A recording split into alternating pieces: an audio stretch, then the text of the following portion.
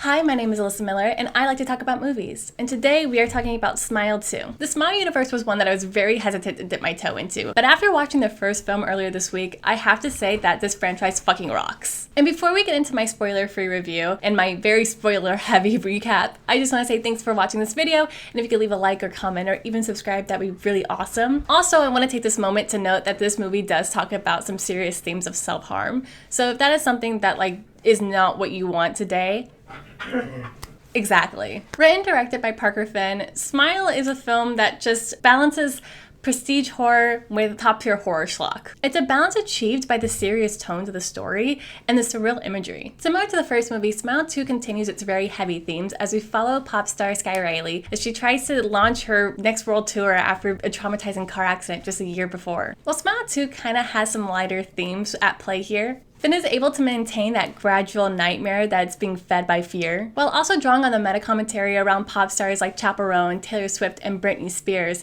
and how they're trying to balance the world tour, their public persona, and their own happiness. Starring Naomi Scott, yes, of Lemonade Mouth fame, Sky Riley is a recovering pop star who's just trying to get through the day and ends up witnessing the death of her high school drug dealing friend. And the movie ends with a pretty big twist, which is actually what inspired this entire movie to start in the first place. Well, that and the fact that it was a massive blockbuster in 2022. The problem is, I'm not sure that the twist fully works. When you really think about it, it starts to fall apart and the last 25 minutes of the movie just feel like you were cheated. Not saying that it's bad, it just feels wasteful. For example, there's two plots that are going on in those last 25 minutes that when you look at it in the scope of the story, did not need to exist. The only reason they really do exist is to give you scares. And while you might try to argue that the ending kind of reflects this whole meta commentary that Finn was wanting to draw upon, I truly believe that we already got it, we've had an entire hour and a half long movie to show us why Sky Riley is a very vulnerable person and why the Smile entity likes latching onto her. And you can feel this movie's runtime, which is not always a great thing. In the moments where things start to lull, or where they're just going too fast and you feel very frantic, Finn has an amazing ability as a director to really just pull you back in by slowing things down immediately or speeding things up as fast as possible. Can he write music into a screenplay? I don't think so. And you know what? Not everyone can.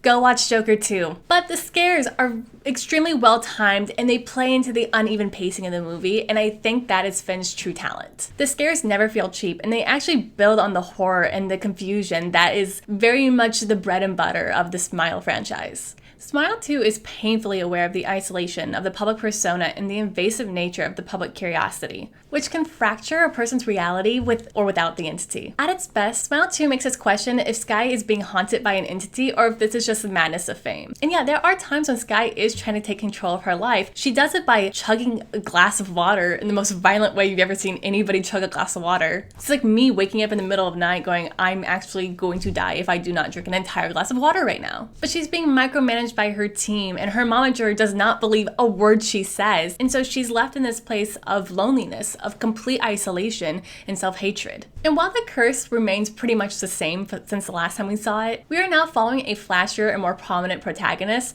one that you can't really sympathize with all that much. She knows she is self-destructive and tries to ruin anything in her life, and yet she never really acts to improve upon those things. She states multiple times that she is a self-destructive person, and yet there are instances where we don't really see her productively trying to change this fundamental aspect about herself. And sure, this helps us understand the isolation and helplessness of celebrity culture, but it distanced the audience from really truly investing in her wanting to survive. It honestly just kind of feels like sick entertainment for the masses. And you can feel Finn wanting to chastise the audience a little bit for their role in celebrity culture, but he doesn't want to alienate us so much that we don't want to root for the protagonist. And so it's a very fine balance that sometimes he does very well, and then other times you could just feel him slipping. And unfortunately, he wrote a really complicated character that we cannot dismiss whatsoever, but it's really hard to root for a character that is being pulled in all these different directions. And you know she's spiraling, and you've seen her try to self-sabotage herself in the past, and so why should we think that things will be different? To be fair, what is she fighting for? Just to live? I would argue almost, unfortunately, that she doesn't want this. She wants happiness, but she doesn't know how to find happiness. She can't escape this life that she's created for herself because so many people rely on her. She's a mouse caught in a trap. But despite these flaws, Smile 2 is a really fun time. It's able to touch on the horrors of fame while also providing amazing practical effects and great scares, and a killer score that, yes, does have a bop or two on it.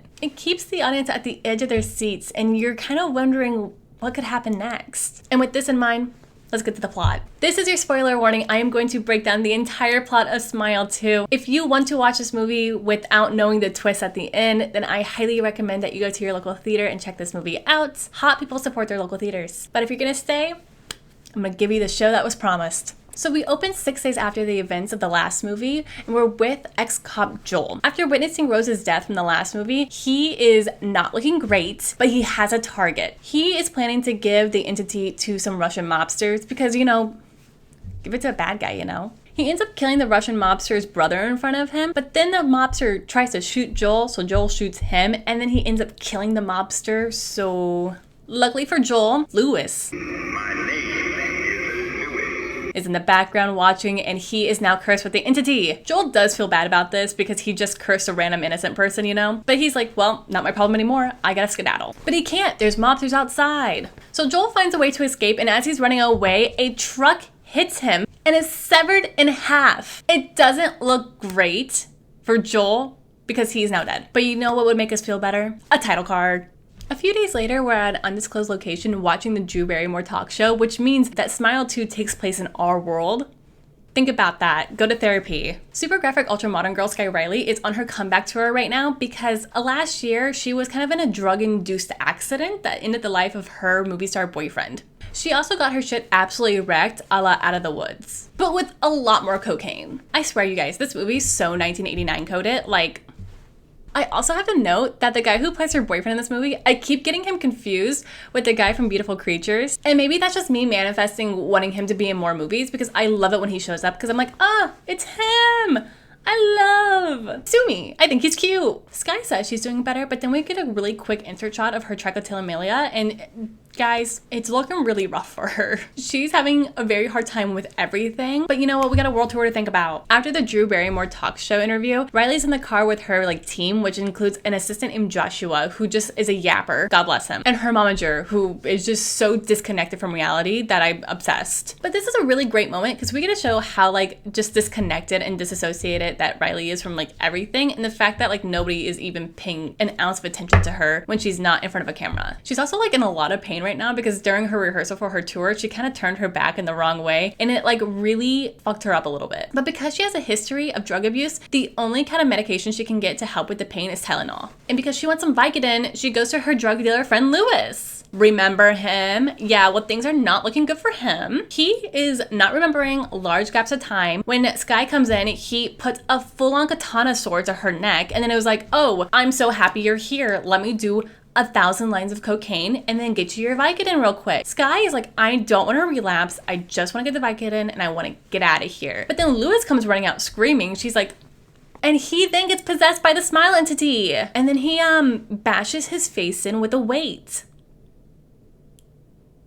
Sky is having a bad time, but you know what? Like a good woman, she goes to call the cops and then she stops. She sees all the cocaine and she goes, this is not going to ruin the world tour. And so what does she do? She goes home to drink an entire glass of Voss water. And the poor girl never got her Vicodin. So now traumatized, super hydrated, and also still in pain, Sky is like, you know what? I think I'm gonna go to sleep. But then right before she falls asleep, she hears the sound of Lewis's jaw falling off, and she wakes up to see him standing in her room, and she's like, and so needless to say, Sky does not get a wink of sleep that night. The next day at her photo shoot, Sky is getting glammed up, but she looks tired. So tired that her mom talks about it, and she's like, why do you look so tired? And she's like, maybe you should stay hydrated, have a Voss water. Sky's momager also suggests that she reunites with Gemma, who used to be her best friend, and says that you should bring Gemma on the world tour because you are really good when she's around. Then Darius, the head of Sky's record company, comes in and he's like, my favorite pop star, can you do me a favor? Can you speak at a charity event tomorrow night? And she goes, yeah, sure. She has to say yes because they're paying for this tour. She can't say no. She has to say yes. I mean, that's the business. And while the photo shoot is going well and she is serving looks, Sky is having a very bad time. During one of the outfit changes, she's doing a little bit of research going can I get pinned for Lewis's death? I'm scared. When she gets a text message from an unknown number saying, hey, were you at Lewis's apartment last night? And she's like, oh, No.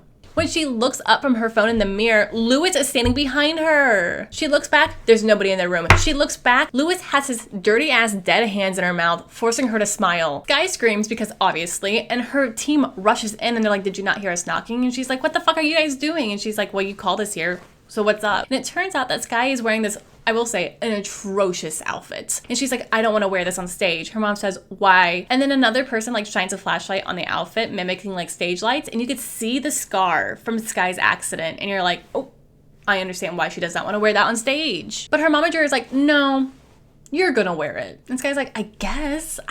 Like, do I really have a say? The world is really against Skye right now, but she has a meet and greet to go to. Skye is being a pop star girly. She is saying hi to fans who are just like in tears that they're going to meet her. And I'm like, that's so sweet. And then she gets a little creeped out because a smiling little girl just comes up to her. Nothing happens. It's just like really intense smiling for a very long time. And Skye's like, that's weird. But things get a bit weirder when a guy with really bad skin comes up to Skye and he's like, I can make you happy. It's giving Billie Eilish's The Dinner, if you know, you know. Properly freaked out, Skye goes home and chugs another glass of Voss water. She also gives Gemma a call and she's like, hey, I made an oopsie. When she hangs up, Gemma calls her immediately right back and she's like, do you want me to come over? And Skye's like, please, you're all I have. Like, come over now. Then we get a very boring musical number, which, don't get me wrong, I do think that Emily Scott is a talented singer. It was just very long.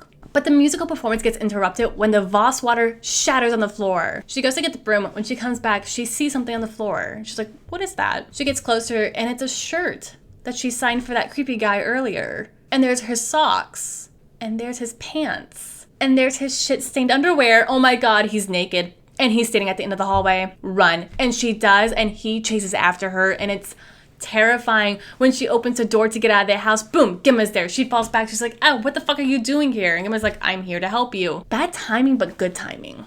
Confused by like everything that's going on, Skye tells Gemma about the Lewis incident. Gemma's like, do you want me to like stay the night with you? Skye says yes because she's like, anything would help me right now, please. That night, Skye has a nightmare about the car accident from a year ago, and we also get to see like the extent of like how insanely tragic it was. It's rough. It's really rough. I know I say it a lot, you guys, but she was actually in the literal trenches. When she wakes up, a half-asleep Gemma is like, what's going on? Skye kind of pours her heart out and she's like, I don't know why I push people away. I'm just so self-destructive. Like, what is it about me that ruins the world? And Gemma just goes, it's because you're a horrible person. And Skye's like, oh, that wasn't what I was looking for. But guess what? Gemma smiles. She's not Gemma. She's the entity. And things are really tense. It's a very long smile moment. And then we get a jump scare of headlights coming out of Gemma's mouth and eyes and everything. And it's so intense and it's so scary. And you're like, ah! Skye falls out of the bed. She shoots up. It's day. Even worse, she's running late for rehearsal. Once she finally gets to rehearsal after everyone's been waiting on her, she kills it.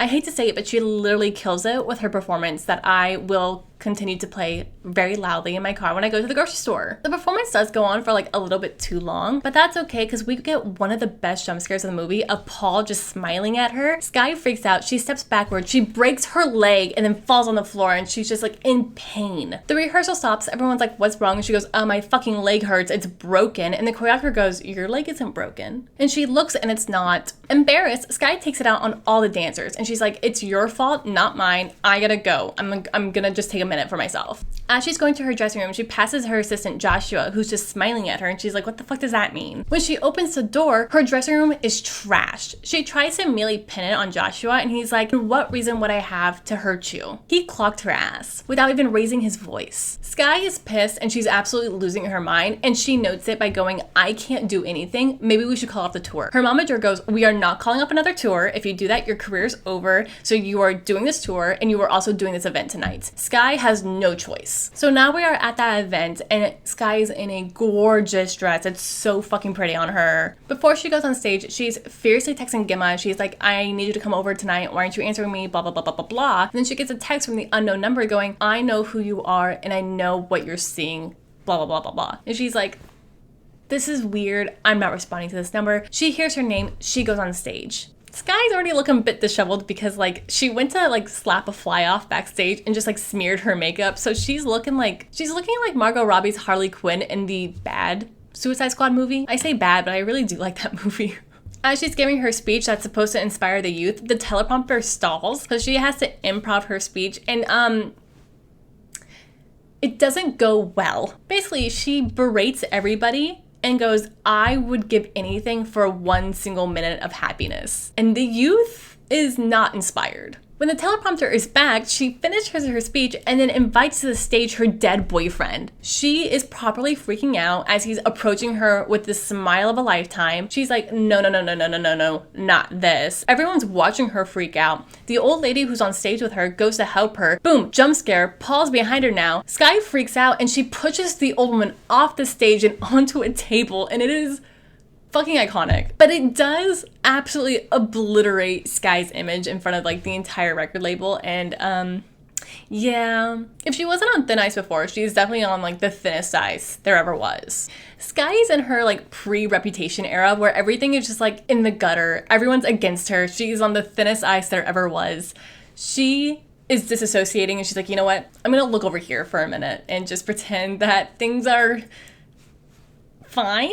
And to be fair, Sky did tell everybody that she was not in the headspace to do this event. So like I put it on no one but her manager, who could have been like, maybe we should hit pause on certain like social outings. Back at home, Sky is spiraling, but then that unknown number texts her again. He's like, I can help you. And she's like, okay, but how? And he's like, watch this video that Lewis sent. So she's watching it and we don't see anything, but we hear him going, do you see that person in the corner of the room smiling at me? And we're just like, and we're all squinting and looking closer at the movie. And then boom, fucking Lewis is back to jump scare us again. Sky is like, anything is gonna help. So she goes meet up with the guy who's been texting her. It turns out his name is Morris, but I'm gonna call him Monk because it's the guy from Monk who plays Monk. Monk explains that his brother was also cursed and reached out to him for help, but he didn't do anything to like help him because he didn't believe him. And then his brother ended his life with a crowbar to the jaw. But Monk has figured out a way to end the curse.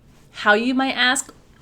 We gotta kill Sky. Sky is not like fully on board the plan because she does not want to like end her own life. And before the conversation can go any further, somebody goes, is that Sky Riley? And she has to fucking book it out of there. Sky books it out of there and she is ready to get the hell out of Dodge. And like me, when I'm having a paranoid episode, Sky turns on every single light in the house and then packs a bag to get out. As she's grabbing stuff from the bathroom, she accidentally twists a weird way again and her back really hurts. So she tries to open the Tylenol bottle. It's not working out. When she gets it open, she's just in a fit right now. So she throws the Tylenol pills everywhere. And then she takes like a mirror and throws it at the glass shower screen and just everything breaks. And she is just like having a really hard time existing. And it's like, let me just ruin everything around me. It's very her coded, you know? But the rage fit was enough for her to like take a minute and calm down. And she's like, okay, back to the task at hand, packing. She leaves the bathroom and she goes into the closet. When she turns on the lights, she falls back and she's like, what was that? In her closet are 8 dancers all smiling at her. I'm sorry. If there were 8 people in my house, no. Sky once again has to book it for the front door while the dance troupe Bob Fosse's it all the way to her. And it's a very cool scene and it just like looks really nice from like a dancer standpoint. But Sky doesn't make it all the way to the door because there's more people in her apartment when she gets to the living room. So yeah, she can't escape him. They start throwing her ragdoll ass around. They end up hitting her head on the the piano, and then like put her down on the coffee table. And the guy with the bad skin from earlier is back there and he shoves his entire forearm in her mouth. Things are looking grim and so Sky like passes out. Now we're back in the car accident flashback and we get to see a little bit more of what actually happened. While Paul is driving like an absolute drunk maniac, Sky is in the passenger seat and she is abusing drugs. They end up having a pointless argument that ends up with Paul like saying that he hates her. And she's like, oh, I also hate me. What if I just took the steering wheel and drove us off this cliff? Present day Sky wakes up to find she's in a wellness retreat and her momager is like, you are not going anywhere. You are sitting here and we are going to relax. Yes. Joshua is also there being like the best assistant there probably ever was. And he's like, I didn't know what to do, so I brought you a sweater. Anything else you need, I would love to help you out. Momager is like, the doctors did say you were dehydrated. Maybe you need a water. Joshua grabs a Voss water and Sky's like, I don't want any more Voss water. So Joshua leaves to get her soda. Her and her mom get into a full tiff because she's like, hey mom, you don't really see me as a human being. You see me as like a pop star. And Momager is like, I gave up my entire life to support you in your career, so the least you can do is be grateful. But then Momager starts smiling. Sky is like, whoa, take a chill pill. And then Momager goes, okay, so she smashes the mirror, then grabs a piece of glass and just starts stabbing herself in the face. Sky is like, oh, I gotta go. So she unhooks herself from the IV and starts booking it for the door, but then she pauses and she looks down. She's covered in blood and she has a piece of glass in her hand. I think you know where this is going. She looks back at her mom and it looks like Sky kind of might have murdered her. Joshua's about to come back. Sky closes the door and she's like, actually, can you get me this other thing that I need? He's like, of course. Sky puts on the sweater and then she's like, I'm gonna leave. But to leave, she has to go through the cafeteria, which is like full of people. And she almost makes it across until Joshua spots her and he's like, what is that? Everyone starts surrounding her because she's covered in blood. And you know what Sky does? Using Sky logic, she goes, I'm gonna grab this cop's gun and I'm gonna wave it around and I'm gonna get out of here. And I'm like, at this point, girl, where are you going to go? But when she gets outside, everyone starts to notice her. Gemma shows up and she's like, hi. Sky's like, I need you to drive me somewhere. Like, let's fucking go. As they're walking towards the car, Sky steps on a piece of glass. So there's just glass in her foot now because she's not wearing any shoes. And everyone's like losing their mind because they're like, is that Sky Riley shoeless in Manhattan with a gun? But this does not matter, folks, because we are in the third act. So Gemma is driving, and Sky is texting Monk, and she's like, where are we gonna meet? He's like, meet me here. And she's like, got it, good. So her and Gemma are talking, having a little heart-to-heart, and Sky's like, I still don't know why I keep, like, fucking shit up. And then she gets a phone call from Gemma. Now, what does this mean? She answers the phone, and she's like, hello? And Gemma's like, what was up with all those, like, weird text messages? I don't want to talk to you. You call me a fucking And she's like, well, if you're Gemma, then who's? Guys, would you believe it? It's the entity. Sky's having a full meltdown and she's like, you know what? For the first time in my life, I'm going to gain control. And she does. And she's driving. Girls, if you're ever possessed by a demon, do not drive a vehicle. But luckily, she makes it to the abandoned Pizza Hut without a scratch. Well, not fully without a scratch, but the car has no scratches, so. Monk is there and he's like, hey, I'm gonna take you to this freezer. The plan is that we are going to kill you for 9 minutes and then we're gonna bring you back to life. Sky's like, whatever, if this is what we have to do, this is what we have to do. So she's laying down on the slab and he's like, actually, I'll be right back. He leaves. Sky is laying there and then blood starts dripping on her and she's like, what is this? She looks up and she sees herself from the car accident looking down at her, and car accident Sky unbuckles herself and falls on top of current day Sky. And so now they're tussling and they're fighting in the freezer of an abandoned Pizza Hut. And the entity looks at Sky and goes, I like wearing your skin. Now, what does that mean? The real Sky manages to stick herself with the thing that's gonna kill her and is gonna stop her heart. The entity is like, no, hee, JK, that's not real. When the real Sky comes back to it, she's like, what do you mean this isn't real? And then the entity Sky goes, break a leg out there. Oh, guys, we're at the World Tour. So now that the real Sky is on the stage, she's looking at entity Sky in front of her. That Sky tears off its skin to reveal the entity, which is a skinless, semi-humanoid like creature with multiple mouths and then like a real big grin. And just like we saw in the last movie, the entity crawls inside Sky's mouth on stage during her opening number, and now Sky is possessed. Now smiling, Sky is about to give her final performance in front of her entire crowd, her mom, who is not dead, and Joshua and Darius. And what is her final number, you would say? Oh, just smashing a microphone into her eyeball multiple times in front of like everybody. And the movie concludes with everybody screaming for their life, now cursed by the smiling entity, the Smile 2. I really think this movie is super interesting with its practical effects, its color palettes, its cinematography, everything that is both like leaning into the aesthetics set by the first film, but like creating a bigger and broader world. I love that we're seeing more of the world. It makes me really happy, but I'm also terrified to tell you guys that I'm pretty sure this takes place in our reality. So be careful on your TikTok lives when you're watching concerts. But I also think that this is like the baseline of like a studio horror film. So I'm gonna give it a B+. But let me know what you think of the film or if you have a different take on it in the comments below. I would love to see if you guys think the sequel holds a candle to the original film. I personally don't think it does, but I did have fun, and I think that's what matters. And if you made it all the way to the end of this video, thank you so much. I really appreciate you. I think you are kind of like the best person in the world. I would also really love it if you could leave a like, a comment, and subscribe. That really helps me out again, and thank you so much. I will see you guys in the next one. Bye.